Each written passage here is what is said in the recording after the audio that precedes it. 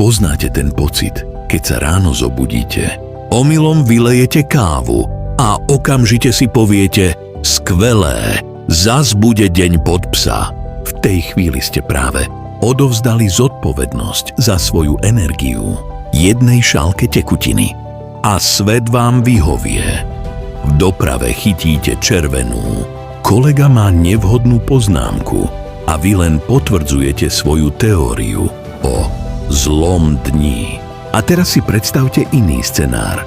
Stane sa to isté. Káva je na zemi, ale namiesto hnevu sa zhlboka nadýchnete a poviete si: je to len káva. Moja pohoda má väčšiu hodnotu než jeden flák.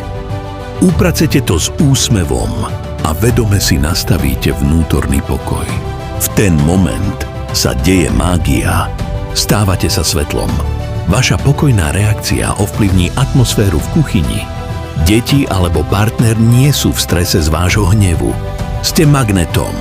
V práci si vďaka tomuto nastaveniu všimnete pochvalu od šéfa, ktorú by ste inokedy v návale hnevu prepočuli.